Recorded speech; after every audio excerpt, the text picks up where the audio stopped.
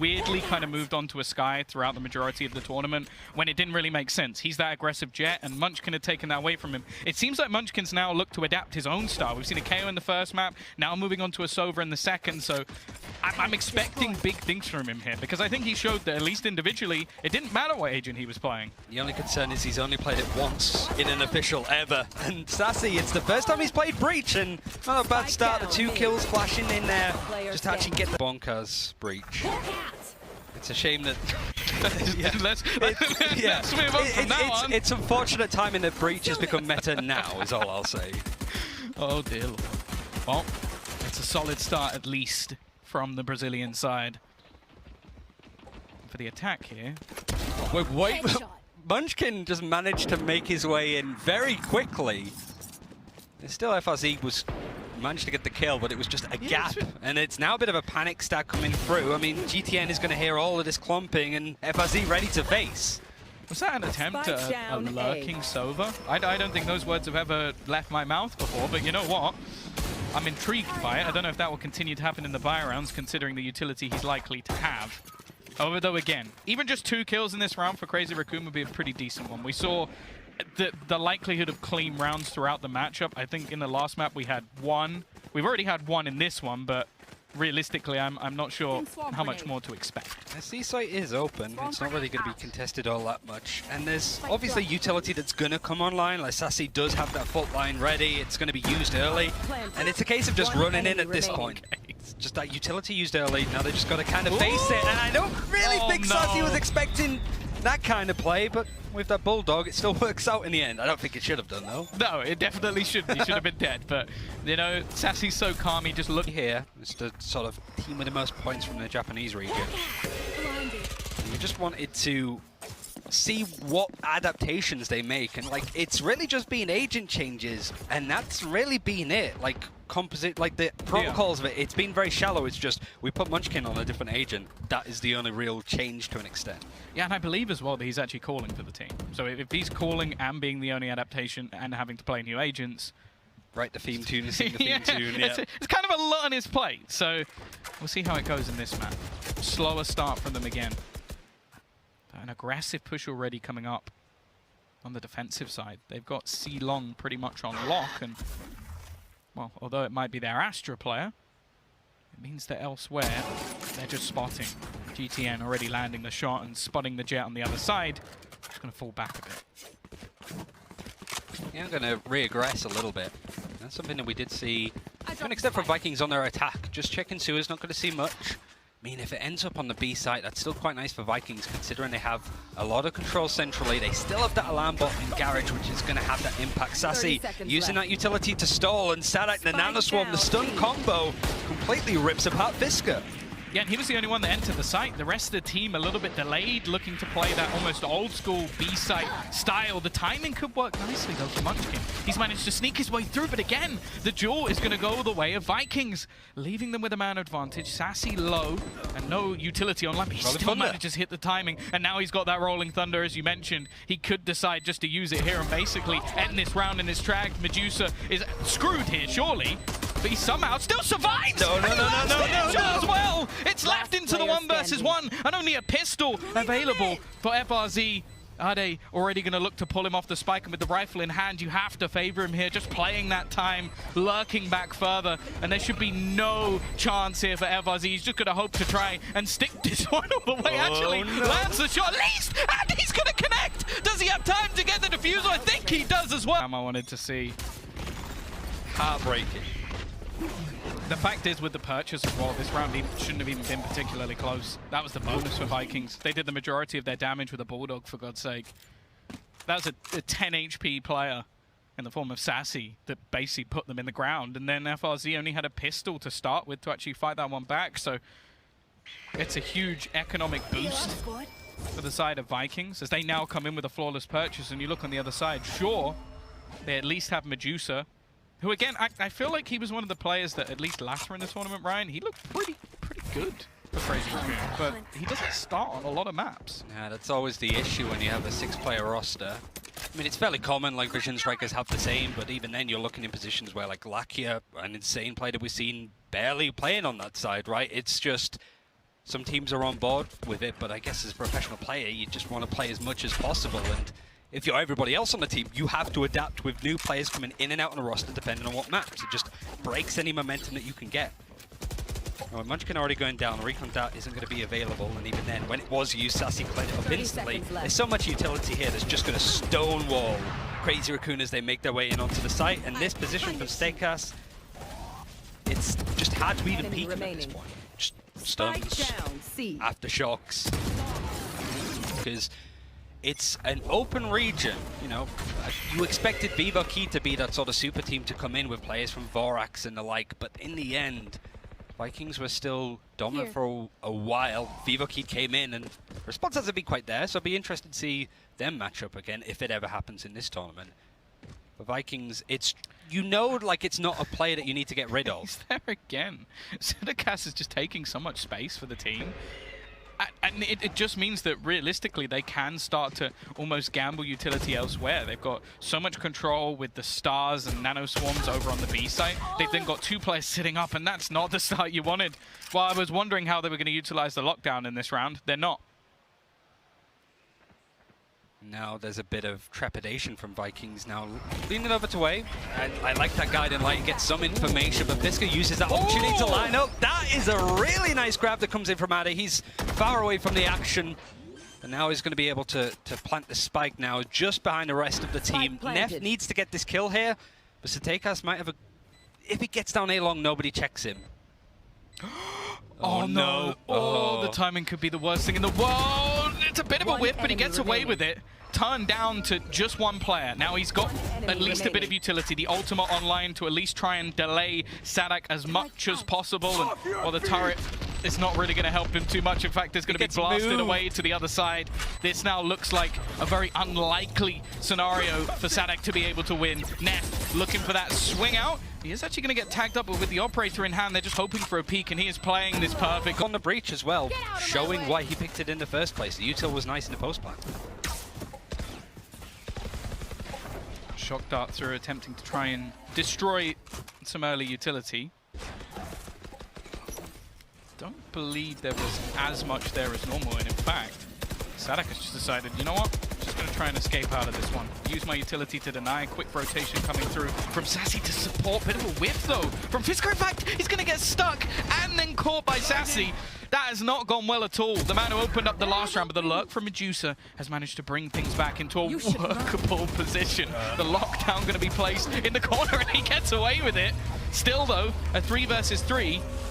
And actually, there's a counter lockdown instead. The push coming up, hoping to try and garner some space. It's a kill coming through, and Sadak even manages to delay it, meaning, oh, not quite caught, but he will escape. Still, though, a 3 versus 2 for the defenders. Oh, I want to see Addy calm down a little bit here, though. There's a bit of space and a lot of time to reset, and now we're starting to see Vikings splinter onto the different sites to see if they get a bit of a feel. Addy manages to just get the timing perfectly right, but he isn't checking. Steakhouse is just aware of him playing in that nice back C site position. And you would have expected, or at least wanted, those 2 players of Neff and Addy to play together, to play off of each other, especially now that Vikings are split so thin. So take see like glimmers of what Crazy Raccoon can bring to the main stage, but Vikings have been decent at like shutting down any responses. Like, it's been a couple of rounds here or there from Crazy Raccoon. Obviously they brought it back on their defense on Icebox, but since their attack, it's been more of the same. Just the 1 round at this point. Fisker peeks into Sassy. FRZ is just spraying through. Has an inkling that a player has slipped on by. Medusa, his lurks have been good, but he doesn't have the weaponry this time. And FRZ is not letting anybody past on A. Like, the pressure from Crazy Raccoon over towards the A site is just non-existent for the most part. Unless it's all the players going together, you know? Bit of a gamble coming through. Rotation in towards this A site. Only 1 player spotted in that direction, and with long being cleared, actually they are going to see. I think he wanted to be seen, because it is gluing those A players over on that side. The rest of the team is moving on. They love spamming this wall. They're just basically putting bullets through every single time someone looks to try and make a move, and Sassy, I feel like he's been cheeky throughout this map so far, right? He's just been outbraining players. 30 seconds left. The mixed, the well-roundedness of it all. Stekas is playing from that similar angle, and that is why that fault line comes in, just from these positions the defenders want to play on. But it doesn't really have any impact. The follow-through is just a bit behind it. The stun is no longer effective, and these bigger guns are just making clear things up. So I can see what Crazy Raccoon are trying to do. It just is not working. Vikings, you just want to see that clinical side come out of it, and Munchkin there has had that response. Now it's just the rest of the round now for Crazy Raccoon. What decision do they make? What are they expecting? Are they going to still dedicate to the C hit, the C splits? Stekas is playing in on tunnel, but sort of realized that it might be a good move to get out of there. There is a Cosmic Divide that might help lead the way for Crazy Raccoon onto this site. The Rolling Thunder for Sassy is one of the reasons why they're holding off.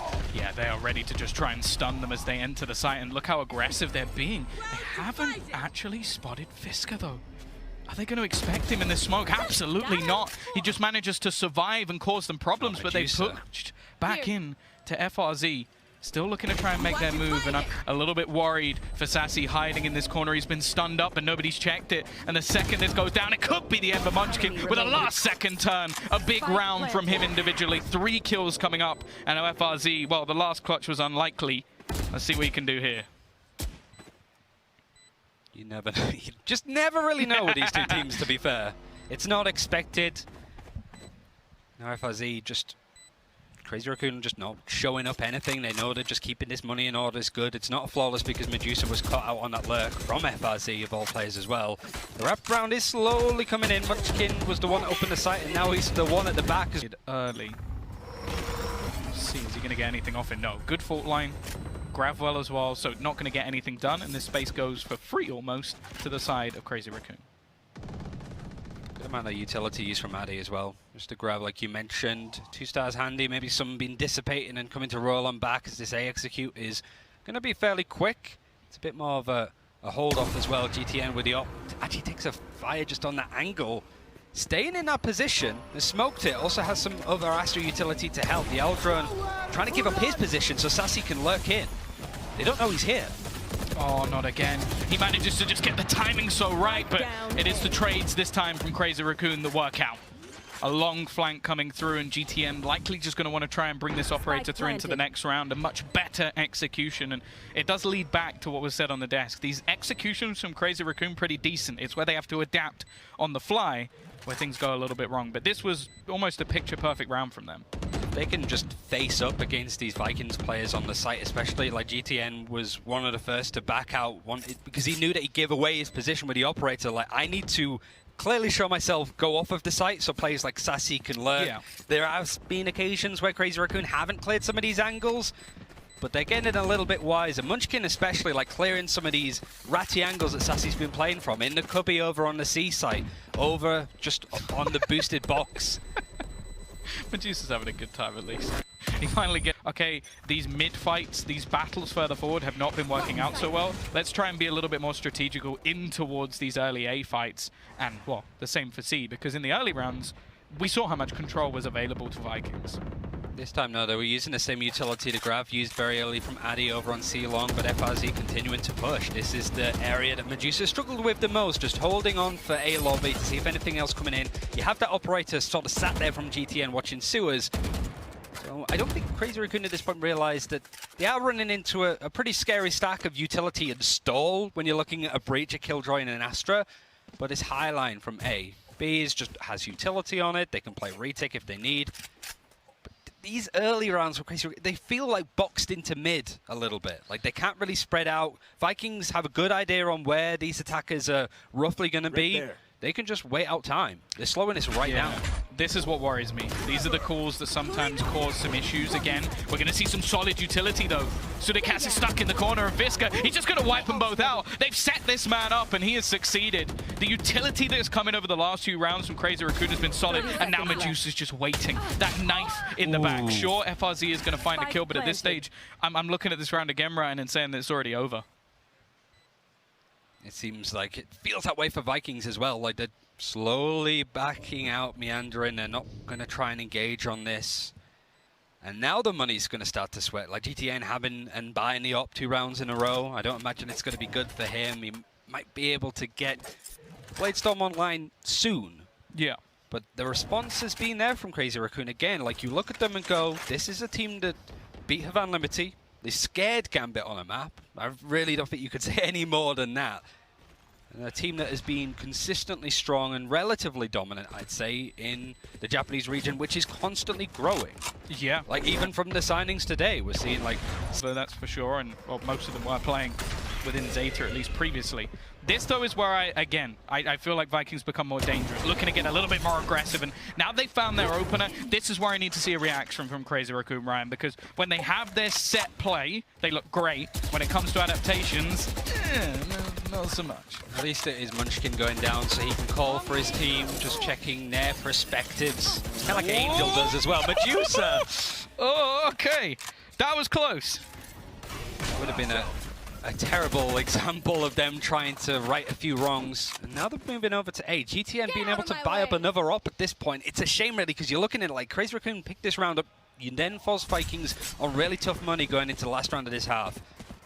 Now Fisker now trying to up the tempo. He's full armor, full health. The stun is nice. The follow-up isn't going to be there on the right corner. GTN, he does go down, but FRZ is ready to trade and then some. Down A. He's just going to look to hold his ground. They eventually clear him out, and the lockdown might give them at least a little bit of extra space. But for the remaining defenders, they don't really need to try and overfight. He got the kill. Spike planted.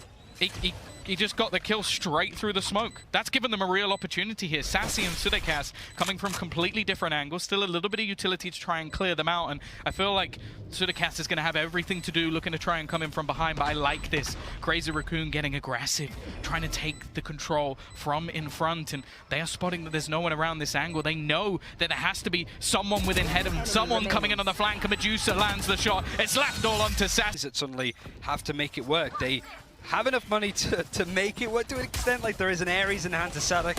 He'll be happy to run with that for the most part. Still trying to spam in that position. GTN with the Spectre still has the Bladestorm. This is something we saw a lot in the early rounds. This deep control being taken from Sudekas. Now, they do have themselves the lockdown. Now, although this has been somewhere he's played a lot, it's never actually been spotted, but again, it's Munchkin.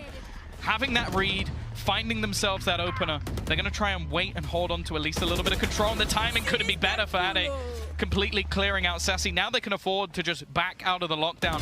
They have such a huge advantage. Sadak actually goes in with the Ares and manages to get himself a kill, but the trades are coming in thick and fast. Good spot currently for Crazy Raccoon to be in. The spike still hasn't gone down at this point, no. Medusa now with the operator in hand is sort of watching keenly. FRZ is going to push out of this, and the trades happen. That would explain why we see Crazy Raccoon coming back into it, and then Vikings having a response once we get into round 13. And Pistols, it is a complete reset. And the attacking side of Vikings, if you're looking at recent form, has not been great. There is a great opportunity for Crazy Raccoon to bring this to a third and final map.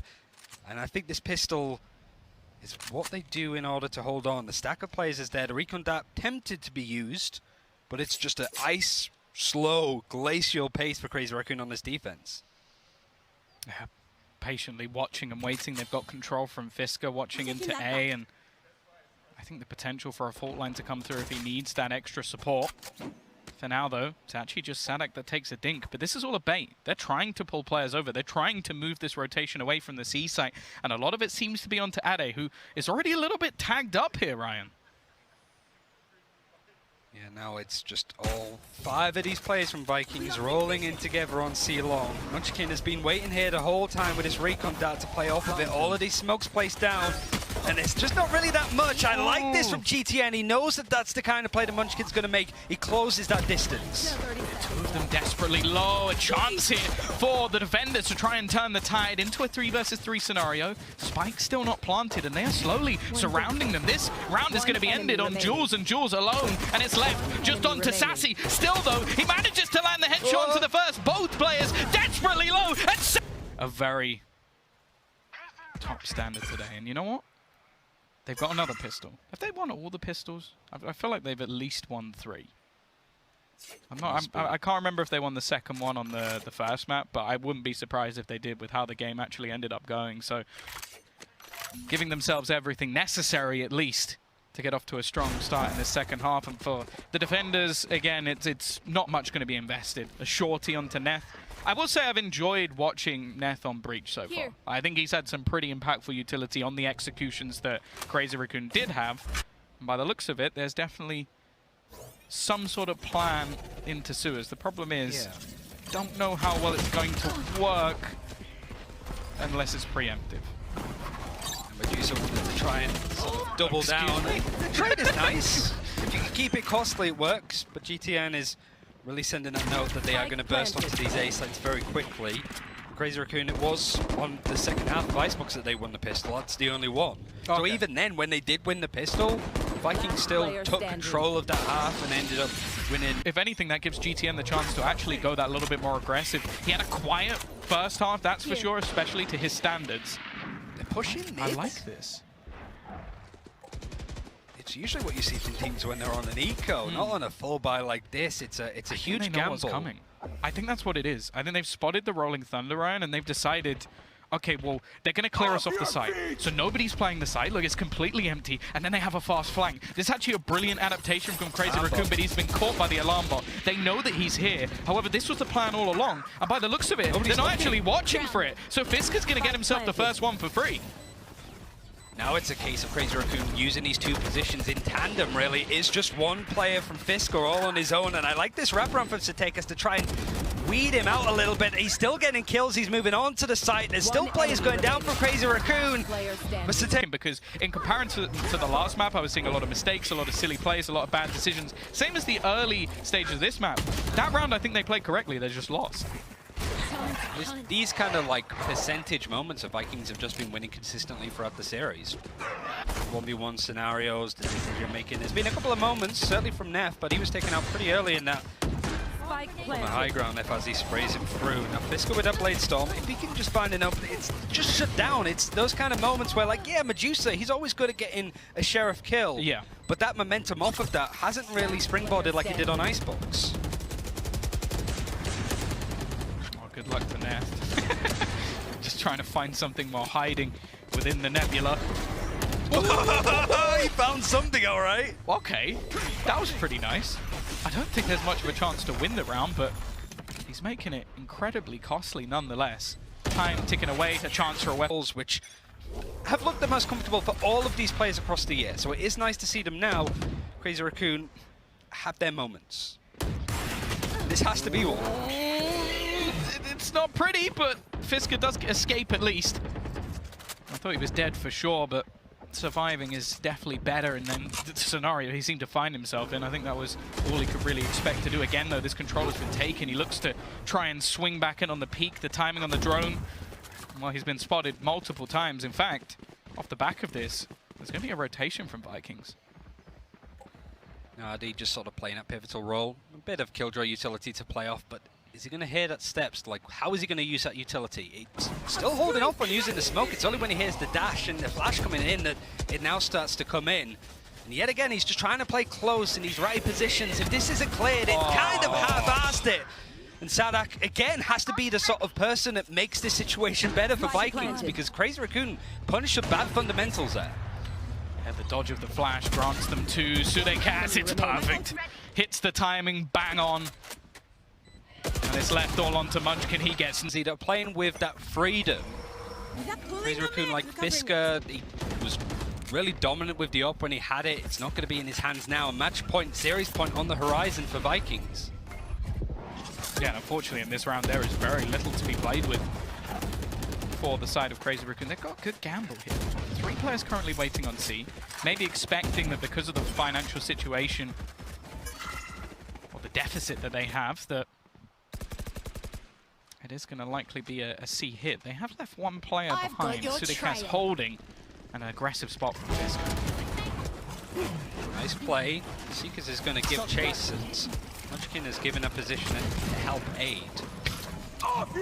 The Rolling Thunder actually used on these 2 players. There is a response that can come in instantly. That's a big ultimate dedicated on an econ. With 50 seconds left, Vikings do have that freedom to go elsewhere, and that is exactly what Stakehouse is able to do. C-site is open, and the reset's going to come in. Yeah, he's taken so much control. This lurk could be everything in this round. If he kills off Medusa, then even just the chance of a retake, yeah, that's it. That might be it, all on its own. Just that one sneaky little play that gets them that extra control. That was the play there coming through from Crazy Raccoon. They were hoping to lock down on the retake. That's why they gave up C. But just the intelligence of Sudikes, well, it looks a bit silly when there's no one behind it, but he was hoping to try and knife someone just waiting off the back. I wonder how often that will happen, if at all, in this tournament. Because we kind of know the trick at this point. Like got everyone. Yeah, I think there was a grab as well that came in from Sudikes, and if I like, how is it this easy? Like 6 rounds in a row now. Crazy Raccoon just these second halves. It's just a second half nerf for them, no matter what. Yeah, they don't have that comeback mentality. Because I feel like each time it's been like a 6-1 scoreline. They've turned it around, but to expect that every single time, they at least have a purchase, a couple of ultimates online. This is going to be a little bit different. A pace change coming through. You can see the lurk from Sudikes just setting his team up with the utility. And actually, Sadak, he's wanting to try and fight this. He wants Sadak out of the back of the site. He's got GTN to support him. They're not leaving anything to chance, but Medusa's given them a lifeline. A kill, the flash not landing, and he takes a second to his name. Fiska's also somehow managed to get one with a shorty, but now he needs a clutch. A 1v2 to keep them in this first match. Otherwise, the lower bracket is where Crazy Raccoon will have to lie and wait for their opponent to try and meet them. Fiska, he has a chance here. The first kill goes his way, but there's utility to deny him for that extra piece of time. He's watching the right angle, but he's going to look away. Fiska will keep them in the map, as he will have the defusal through and a 7th for Crazy Raccoon. It was a good read from Fiska. He had a good eye. Having a rolling thunder, if you're just going to play with your face and try and fight against him, you got to bring those ultimates in and an idea. There's some solid early utility thrown, but nothing really there to capitalize. Munchkin, though, out in no man's land, is going to take 2 players with him. A better start for Crazy Raccoon, but now we see that adaptation already. A sneaky play from Sudikes looking to go into mid. Now it is being watched, and there's an alarm bot alongside it as well. Yeah, Medusa has that mid control, just don't peek it. If you go down here, it's not only losing this control in the front of B main, but also Garage, which is now starting to be pushed. Like, just a turret going off, it's going to take Medusa's attention away. With it broken. Yeah, there he goes. The alarm bot is still going to at least temper the position of Sudikes, like he's not going to go any further. And there's still 2 players all the way over on A for Crazy Raccoon. That's a rotation that takes a while. Yeah, Sudikes just trying to bait them with his utility and just hoping that somebody walks into his crosshair, gives them a way back into this round. Adi needs to do better here as well. Like, it's a similar position. Fiska just waiting. It's patience. Sudikes is taken out. And it's just how this utility is used. He puts down the smoke himself, but instead he's just going to peek out, instantly places it, puts down another one just to break up this site a little more. He's got the help from his teammates, but being stunned, it's a difficult, awkward position, and they know exactly where he is. Oh, it needs to be an absolutely ridiculous play from Sadak. He's brought it into a 1 versus 2, but the stun is perfect. No composition that Crazy Raccoon have. It's early on. Like, the stun is the same as well. It sets up Fiska. It's a bit of a bait too. Fiska maybe doesn't know that there's a lot of players coming through. His position on the op is actually going to be scared away. Like, Trailblazer sees him. There is a fault line that could come through that can shut him down. And also an Astra Star. Like, the suck and stun, he cannot go anywhere. Yeah, they're looking to try and catch him, but he'll be able to escape. Drone also used to try and find information in response. They'll know that there's a couple of players at least still holding it to long. And oh, no. It's risky from Fiska. He makes an all-in play and loses his head for it. The remaining players actually starting to back off a little bit, maybe not expecting them to try and push off that play, but it's patient from Vikings. They're now expecting these risks to be taken by Crazy Raccoon, and in fact, they're starting to set up into what will be an A execution. It's so different to the last round that we just saw, where Crazy Raccoon were happy to play patient. Now they're starting to peek and over-aggress. Now Garage is under the control of Adisho, but he's far away from the action. The stun on Medusa, he's under a lot of pressure, and that grab play, it's on the same side. GTN, he clears up the backside. These last 2 players, Hunter's Fury, does tag onto a few players at the end, but there's no kill, there's no real information. 2 versus 5 retake. Yeah, that execution couldn't have been any better. Catching the players at the back of site, finding the opener at that, and the remaining 2 now even have to wait out the time of the lockdown. Especially after already using the shock darts. And actually, it's going to be a peek through. FRZ maybe giving them a way back into this round. We've also got the divide to try and split things up, but then comes through the Rolling Thunder. So much to deny them here, and they're letting GTN go for the ace. I said he had a slow start to this one, but they now have the clear. Sudikes to close out